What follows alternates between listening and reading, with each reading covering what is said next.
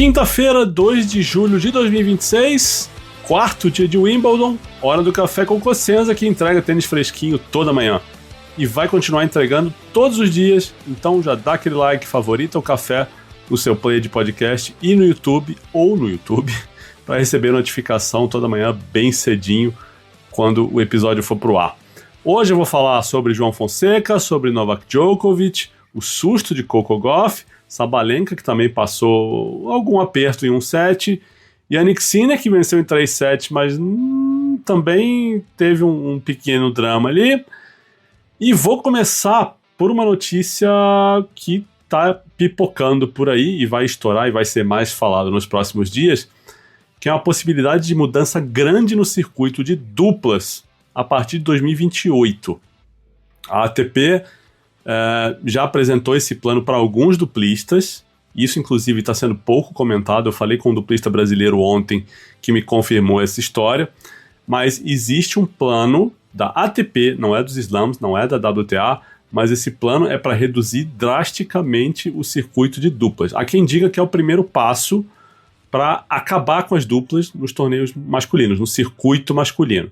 Mas por enquanto o que vem se falando é o seguinte: reduzir as chaves dos Masters 1000 para 16 duplas, hoje são 32, e os ATPs 500 e 250 teriam só 8 duplas. E isso afetaria a divisão do bolo do prize money também. Hoje a gente tem uma divisão de 80-20, ou seja, 80% do prize money para as simples e 20% para as duplas, e isso mudaria para 90 e 10, só 10% do prize money para os torneios de duplas. Repito, tem gente vendo isso como primeiro passo para terminar o circuito de duplas, porque a ATP vê que, ou pelo menos acredita que não tem um apelo comercial que justifique mais do que isso. Essa mudança valeria a partir de 2028. Não é nada oficial ainda, isso vai ser conversado, mas essa questão vai ser debatida em breve. Os jogadores vão soltar um comunicado, os duplistas vão soltar um comunicado em algum momento, e é algo importante, tá? Então, eu vou trazer mais sobre isso nos próximos dias aqui no Café com Cosenza, no Saque Voleio, nas minhas redes sociais, porque isso vai repercutir e, obviamente, a gente tem uma atenção um pouco maior com isso, porque eu digo o Brasil, tem duplistas relevantes. Tem Orlando Luiz, Rafael Matos, Marcelo Melo, Fernando Romboli, Marcelo Demoliner. Não afeta a Luísa Stefani, porque a gente está falando só de ATP, então não entra circuito feminino nessa conversa, pelo menos agora. Não sei se no futuro isso muda, mas é uma conversa só da ATP, não afeta nem os slams, pelo menos no que vem sendo falado até agora, tá? Mas vamos lá, vamos falar de João Fonseca primeiro. Boa vitória, 6-1, 7-5, 6-4 sobre Jesper de Jong. Foi imponente, foi agressivo, sufocou o holandês, principalmente no primeiro set. Agressivo em 29% dos momentos, contra 25% do de Jong. Lembro que 2 dias atrás eu estava aqui falando no café que achei que o João tinha sido pouco agressivo contra o Bautista Agut, que as estatísticas oficiais do torneio apontaram que o Bautista Agut esteve no ataque em 26% dos momentos, contra 24% do João, e eu acho esse número baixíssimo, não só por ser baixo de modo geral, mas porque o Bautista Agut não é um cara muito agressivo, e o João deu margem para o espanhol atacar mais. Hoje não. Hoje o João começa no primeiro set com 37% nesse mesmo quesito estatístico, né? Isso depois foi baixando ao longo do jogo, porque o de Jong também teve um momento, principalmente no terceiro set, que ele começa a agredir mais, a atacar mais cedo, correr mais riscos, acaba cometendo mais erros não forçados do que o Inner. Mas por quê? Porque ele estava correndo atrás da bola, estava se mexendo o tempo todo, sempre na defesa, então ele tenta forçar uma situação ali para mudar a dinâmica do jogo, não consegue, o João acaba vencendo em 3-0. João também melhorou numa coisa que é muito importante, que é em pontos vencidos com o primeiro serviço.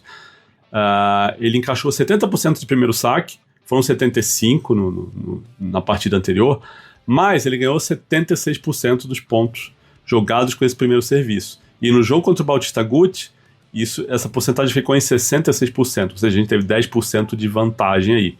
É um número bem melhor, talvez aquém do ideal para para um jogo de grama. Se a gente olhar os grandes nomes aí, muita gente fica na casa de 80% para cima, né? Eu fui dar uma olhada nas porcentagens, né, de outros tenistas nessa segunda rodada.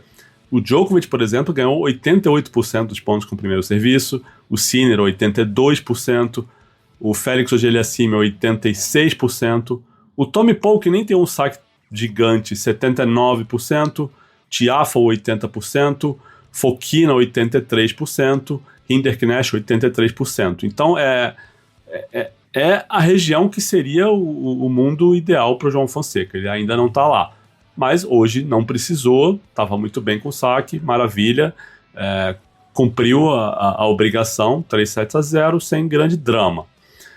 E também terminou o jogo com 38 winners e 18 erros não forçados, ou seja, a gente está falando de mais de dobro de winners. Então, a agressividade sem dar muitos pontos de graça para o adversário, que é o mundo perfeito, né? O meu mundo maravilhoso de Alexandre Cossenza. Seria isso. Então, e o João foi agressivo até nos momentos delicados.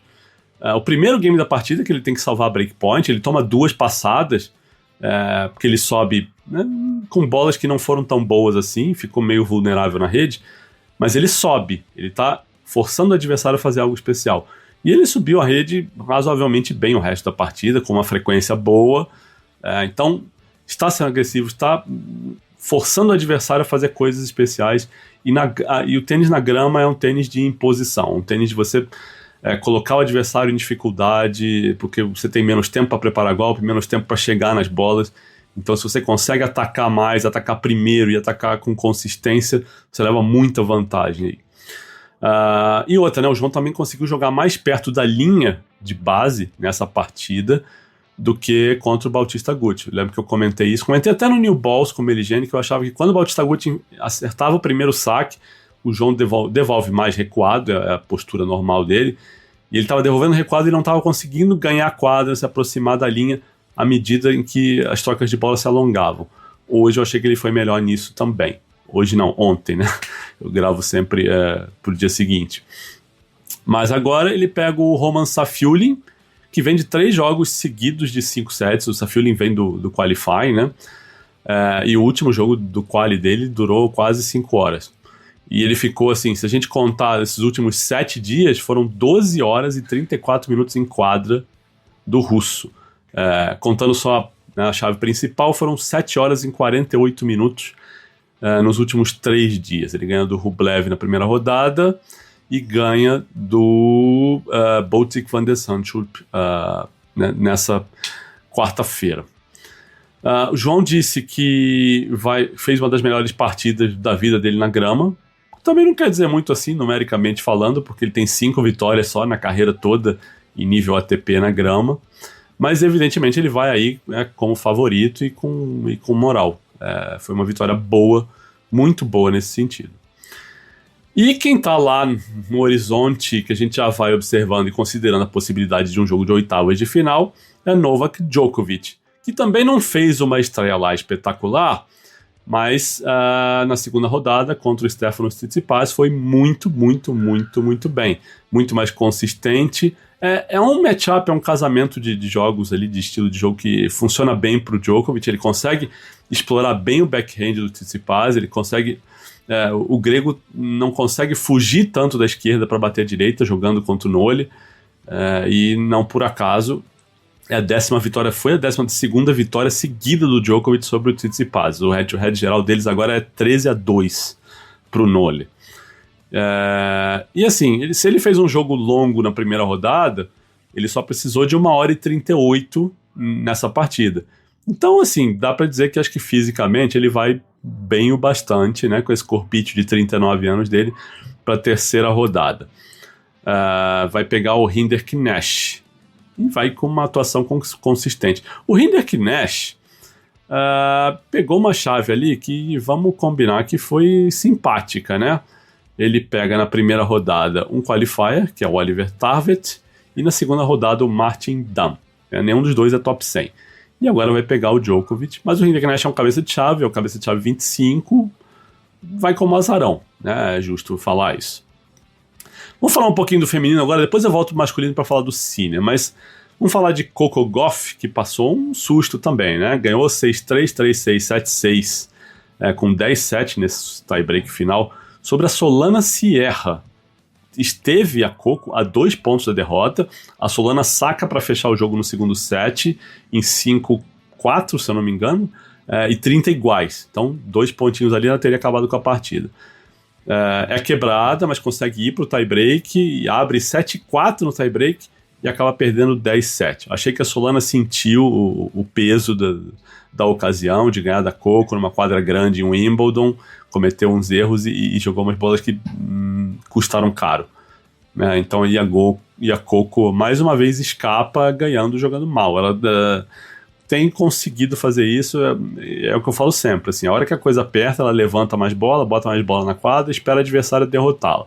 E nem sempre todo mundo consegue. Na grama isso é mais difícil para Coco fazer, mas a Solana, né, não tem uma bola que anda tanto assim, incomoda tanto assim, com tanta consistência.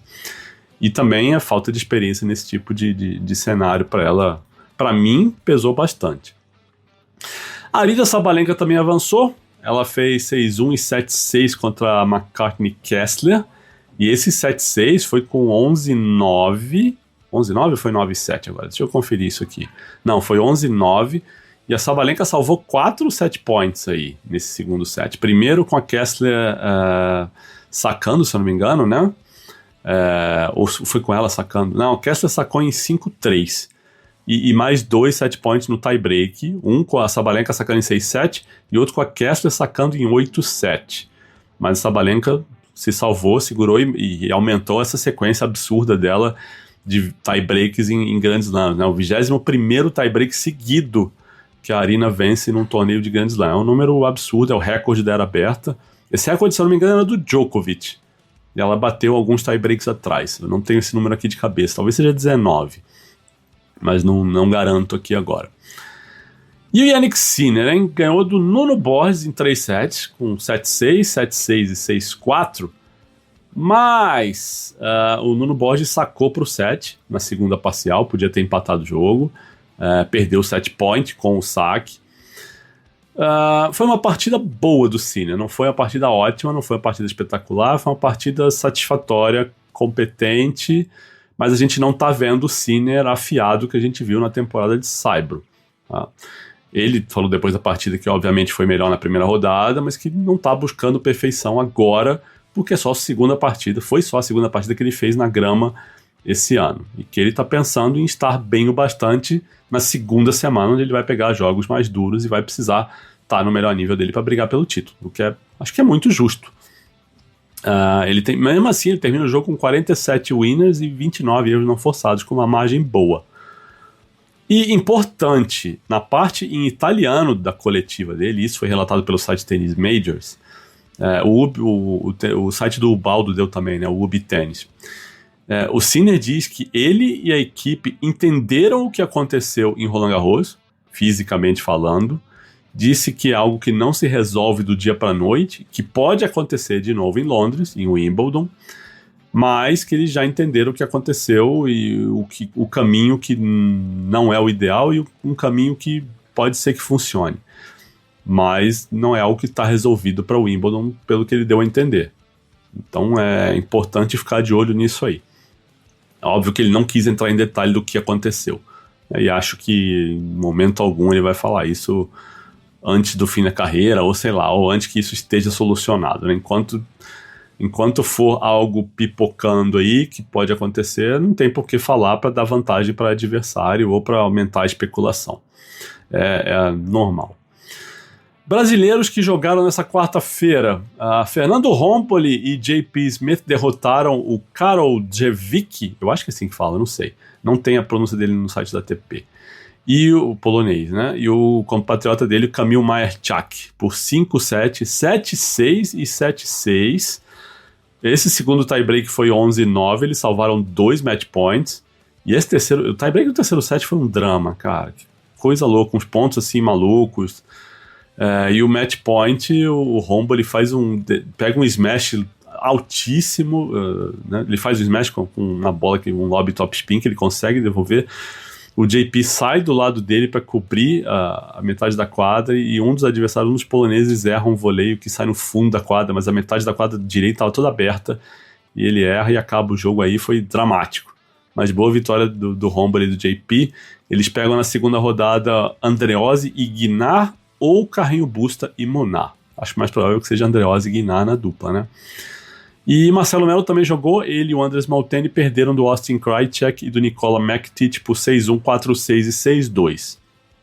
Hoje, quinta-feira, tem Orlando Luiz e Rafael Matos, 7 horas da manhã na quadra 7 contra Arribagé e Olivetti. Parece que eu pronuncio Arribagé e Olivetti aqui a cada 2 dias nesse podcast. Eu tô de saco cheio de ouvir esses caras. Eles ganharam, na verdade, eles ganharam do Orlandinho e do Rafa em Halle, na primeira rodada, ganharam em Munique também, e ganharam a final de Halle do João Fonseca e do Daniel Altmaier. Então, tô por aqui com esses caras. Mas vamos lá. O Demo também joga, ele e o Balage, no mesmo horário, 7 horas da manhã, só que na quadra 8, contra Gillet e Verbeek. O que mais? Vamos repassar aqui, então, vou olhar as chaves aqui, repassando tudo o que aconteceu. Não teve grandes zebras ou grandes resultados surpreendentes nessa rodada. Vou começar pelo feminino. Já falei da Sabalenka, ela vai pegar Jelena Ostapenko na terceira rodada. Ostapenko fez 2-0 na Ruzic. A Kasatkina vai pegar Naomi Osaka. A Kasatkina passou pela Chen, 6-4 no terceiro. E a Osaka fez 6-3 e 6-2 sobre a Gazanova. A Murova fez 3-2 na Zhang, vai pegar a Sawanke, a mesma que ganhou aquele jogo da Valinska que se lesionou. Ela passou pela Alicia Park 7-5, 6-0 na segunda rodada.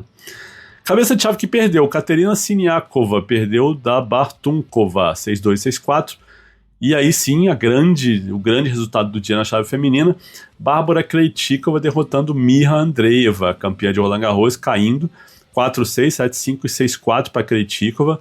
Andreeva lutou, salvou 7 match points, se eu não me engano, mas a Krejcikova foi lá e ganhou. É um jogo que é uma cabeça de chave contra uma não cabeça de chave e parece que é zebra, mas cara, não consigo falar que é zebra quando uma campeã de Wimbledon, e a Krejcikova foi campeã de Wimbledon 2 anos atrás só, a gente não está falando de 10 anos atrás, ganha da Andreeva, que ok, campeã de Roland Garros, vinha nesse grande momento, mas eu não consigo enxergar isso como zebra. É óbvio que é um resultado pesado para a chave, mas daí a dizer que é zebra eu não diria, né? Mas tá bom para as tchecas aí, né? Esse quadrante aí, Krejcikova e Bartunkova, 2 tchecas, e a Murova um pouquinho mais para cima. Deve ter um duelo de tchecas aí nas oitavas de final e uma tcheca indo para as quartas. Descendo, a Pegula penou com a Sorribe Storm no primeiro set, mas ganhou 7-6, 6-1. Vai pegar a Bolsas Maneiro, que ganhou da Yastremska. Alexandrova ganhou em 7 diretos da Tara Rudi, 7-5, 6-5. E a Jovic ganhou a Tatiana Maria 6-1, 6-2. Foi surpreendentemente fácil para um jogo da Tatiana Maria na grama, né? A Belinda Bencic fez 7-5, 6-0 na Xin Wang. A Kalinskaya ganhou da Paris por 10-8 no tiebreaker do terceiro set. A Claire Liu passou pela Sonmes e vai pegar a Coco Gauff, que, como eu falei agora há pouco, passou pela Solana Sierra. Entre os homens, já falei do Sinner. O Sinner vai jogar contra o Brooksby na terceira rodada. O Brooksby fez 3-0 em cima do Ignacio Bussi. O busão sem freio, realmente pararam o busão. Descendo, Roder e Carrinho Busta. Esse jogo foi suspenso por falta de luz natural e o Carrinho Busta estava vencendo por 2-1. Interessante isso, né?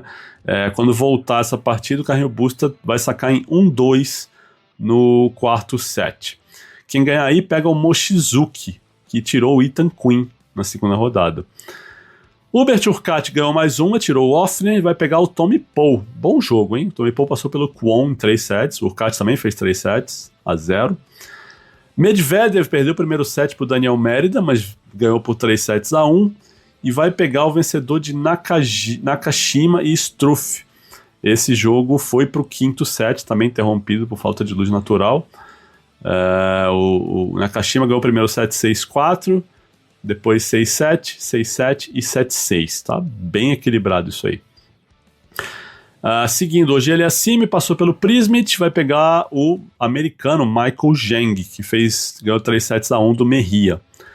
Davidovich Fokina, outra vitória em 3 sets, 6-3, 6-0, 6-3 em cima do Marozsan, bem relevante. Fokina que vem de título, finalmente. Vai pegar o Fucsovics, que passou pelo Lerner Tien, olha só. Perdeu o primeiro set, mas ganhou 3 sets a 1. O Safiullin, como eu já falei aqui, tirou o Van de Sancho, né, depois de eliminar o Rublev na primeira rodada. Vai pegar João Fonseca. E por último, ali embaixo, o Rinderknecht e Djokovic, como eu também já falei. Esses 2 vencedores aí se cruzam nas oitavas e tá com uma cara de que o Djokovic vai pegar o João de novo, né? E agora na grama eu me preocupo mais com essa partida. Mas gostei da atuação do João ontem. Tô mais otimista, um pouquinho mais otimista agora. O que mais, gente? Vamos falar algumas notícias do dia.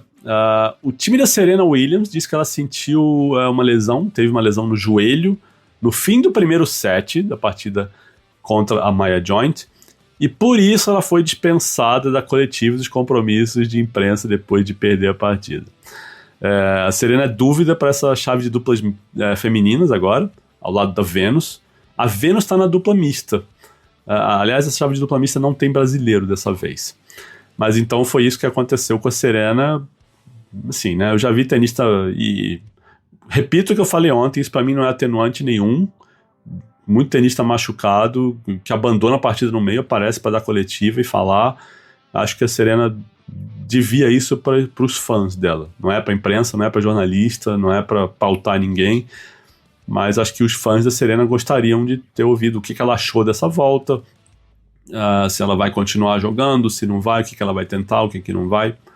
Acho que, né, teria sido uma informação legal para passar para os fãs dela. Né? E ela podia até ter postado isso nas redes sociais, faz um vídeo, se o problema é coletiva, sabe? Mas acho que fã, você tem que ter uma comunicação um pouquinho mais próxima, não é só aparecer ali quando tá tudo dando certo e tudo muito bonito.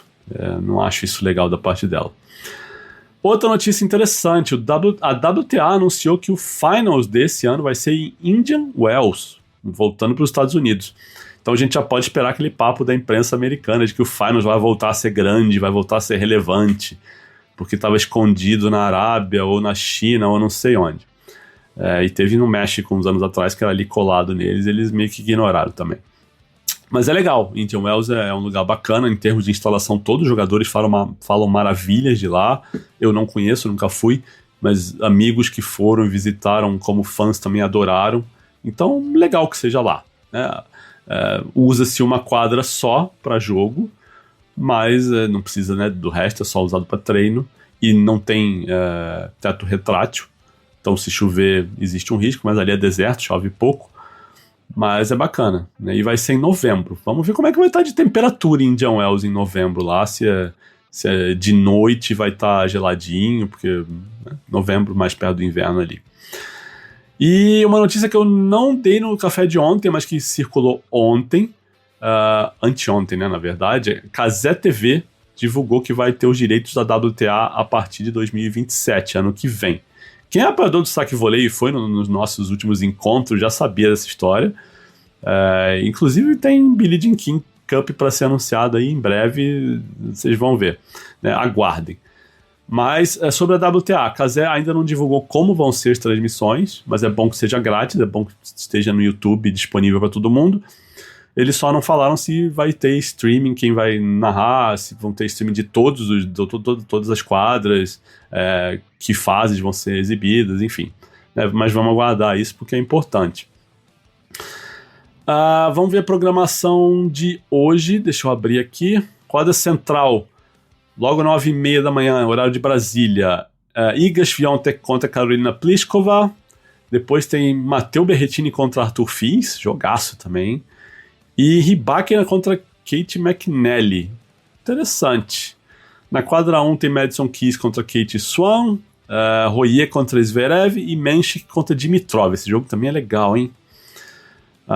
Vamos descer aqui. Tem Anisimova contra Sofia Kenin na quadra 2. Que mais? Tem um jogo da Yala com a Maya Joint na quadra 3. É o segundo jogo da quadra 3. Tem Camila Osório contra Linda Noskova. Pode sair alguma coisa interessante daí, viu? Seguindo, o que mais? Das duplas dos brasileiros eu já falei. O que tem mais de simples aqui para baixo, escondidinho? Tem uns jogos que ficam sempre escondidos aqui na 14, na 15, 16. Tem o Ratchanov contra o Hanfman na 14. A Sakari pega a Rahimova na 15, é o terceiro jogo. Tem um Diallo e Sonego que pode ser interessante, mas 7 horas da manhã eu não acordaria para ver esse jogo, honestamente. Tá?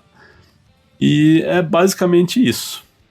Tem a Navarro contra a Selermeteva, outro jogo 7 horas da manhã. É isso, né, gente? Vamos para as perguntas dos apoiadores aqui nessa reta final. Lembrando que quem são os apoiadores do Saque e Voleio? São pessoas que contribuem mensalmente, financeiramente com o meu trabalho, apoiam meu jornalismo, apoiam direta e indiretamente o Café com Cosenza e, em troca, recebem conteúdo exclusivo, em áudio, em vídeo, em texto. Recebem áudios de tenistas. Eu tenho mandado os áudios do João Fonseca nesses dias, logo depois que eu recebo da assessoria de imprensa dele. Quando eu faço entrevistas em primeira mão, todos recebem o vídeo na íntegra, sem corte, antes de eu publicar. A entrevista com o Thiago Wilde receberam 4 ou 5 dias antes. Informações importantes em primeira mão, como essa da Casé TV, que eu disse agora que quem foi nos encontros já sabia. Tem análises de partidas que eu mando em áudio logo depois que as partidas terminam. Mandei as duas, do João e a análise da Bia, também agora durante o Wimbledon. Chega aí 10 minutos depois que as partidas terminam. Tem nosso grupo de bate-papo exclusivo no Telegram, tem o nosso circuito de palpitões, nosso jogo lá, e tem alguns eventos presenciais aqui em São Paulo, que é onde eu moro. Então tem bastante coisa. Quem ficou interessado, quem quiser saber mais, entra lá no apoia.se/saque e voleio. É a plataforma do Apoia-se, por onde as pessoas fazem essa contribuição. Se também tiver outra dúvida, manda mensagem para mim via e-mail, direct no Telegram, no Twitter, onde quer que seja, que eu respondo assim que possível. Meu e-mail é ac@cosenza.org. E eu respondo mesmo. Teve gente que escreveu essa semana, eu já respondi. Respondo normalmente no dia seguinte. Vamos para as perguntas dos apoiadores então, para fechar. O Pedro Melo pergunta se as maratonas que o Safiullin enfrentou no quali e nas 2 primeiras rodadas podem favorecer o João. Podem. Eu tenho implicância com maratona, Pedro, porque maratona normalmente dura 2 horas e pouco, e os jogos esses jogos do Safiullin que você está falando duraram mais de 3 e mais de 4 horas. Eu acho que afeta, não sei o quanto. Mas também acho que para afetar, esse jogo com o João precisa esticar. Né? Se for um jogo de 3-7-0, 3-7-1, acho que não. Né? Se for um jogo sets assim de 30, 40 minutos, aí eu acho que não afeta. Né? Precisa ser um jogo longo, de trocas mais longas, para ter uma exigência maior. O Safiullin é um cara que, embora tenha ficado muito tempo na quadra, os pontos dele não se alongam tanto assim. O Rui Mendes escreve assim: pelo nível apresentado pelo João hoje, aumentou a seu ver a possibilidade de uma vitória contra o Djokovic no domingo? Eu gostei do que o João apresentou hoje, mas também acho que o Djokovic jogou muito mais hoje do que jogou na segunda-feira, então elas por elas. Difícil falar assim. Então, eu tô mais animado com o João agora, mas se eu tivesse torcendo pro Djokovic, eu estaria animadíssimo também com o que o Djokovic jogou contra o Tsitsipas. Inclusive teve um game no terceiro set ali, não sei se era o game do 4-2 ou do 5-2, foi uma obscenidade o que o Djokovic jogou ali. Teve uma curta, teve um winner de devolução, ele quebra o saque do Tsitsipas com um lob topspin na paralela. Putz, foi... o Djokovic jogando na frente e fisicamente inteiro é duro. Mas sexta-feira, se os dois ganharem, a gente fala um pouquinho mais sobre isso na sexta, no sábado, vai ter bastante tempo para debater esse Djokovic e Fonseca se ele acontecer. Para terminar, o Lucas Parra escreve assim: tecnicamente Sinner estava voando até Roland Garros, e mesmo no slam francês ele estava sobrando antes da pane física. Você acha que o nível dele decaiu em Wimbledon? Ou os sets apertados em Wimbledon são por causa de um alto nível dos rivais? Não, o Sinner está num nível mais baixo do que Roland Garros, e é perfeitamente compreensível. Primeiro pelo tempo de inatividade, 1 mês, e que ele deve ter tirado aí uns dias de nem pegar na raquete para fazer os exames dele, ou descansar a cabeça, o corpo, e depois porque ele só fez 2 partidas na grama, e essa foi a segunda. Então eu acho perfeitamente compreensível. E uma coisa que é interessante de notar é que a gente tem visto o Sinner, desde a temporada de Saibro do ano passado, sempre com ritmo e sempre bem treinado. Porque o que aconteceu? Ele cumpriu aqueles 3 meses de suspensão, no caso de doping dele, que foram 3 meses, ele não foi nem punido por 3 meses, né? Não sei se a galera já esqueceu isso, mas no julgamento inicial, ele não pega tempo nenhum de suspensão. Ele só precisa devolver os pontos e o dinheiro do torneio. Se não me engano foi Indian Wells, não lembro agora que torneio foi. Mas esses 3 meses são de um acordo que os advogados deles fazem com os advogados da WADA, que entrou com recurso justamente porque o Sinner não tinha sido punido com tempo de suspensão.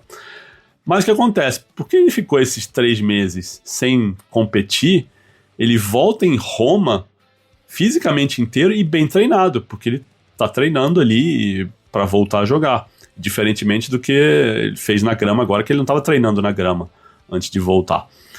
E ele joga Roland Garros muito bem, depois vai para o Wimbledon, e ele joga, se eu não me engano, Halle antes de Wimbledon. Mas por que ele joga Halle antes de Wimbledon? Porque ele não está esgotado de uma temporada de saibro inteira. Então a temporada de grama dele começa mais cedo e ele chega muito bem em Wimbledon, ou muito melhor do que chegou esse ano. Agora, por ele ter vindo de uma temporada de saibro super extensa, super desgastante, ele faz uma pausa maior, não joga nenhum torneio de aquecimento na grama, aparece em Wimbledon jogando muito abaixo do nível normal dele na partida contra o Kecmanovic. Agora contra o Nuno Borges jogou um pouco melhor, mas ainda abaixo do que ele pode, do rendimento dele. Ele falou isso na entrevista, que era só o segundo jogo dele na grama, e que ele está pensando em evoluir para estar bem na segunda semana. Se vai ou se não vai, ou se vai chegar naquele nível ou se não vai, não dá para saber agora. Mas esses caras grandes têm essa capacidade de evoluir durante os torneios. Vamos ver o que acontece. Mas eu acho que tem muito menos a ver com o nível dos rivais e mais a ver do que com a ausência dele, com essa falta de ritmo. Mas, obviamente, ele está num nível bem abaixo do que ele mostrou na temporada de saibro inteiro. É isso, gente. Então, obrigado para quem ouviu até aqui. Não esqueçam de ajudar a fazer esse algoritmo rodar. Curtam o episódio, avaliem no Spotify ou em qualquer player que vocês estiverem ouvindo.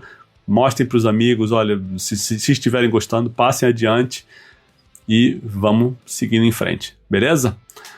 Uma ótima quinta-feira para todo mundo e um abraço.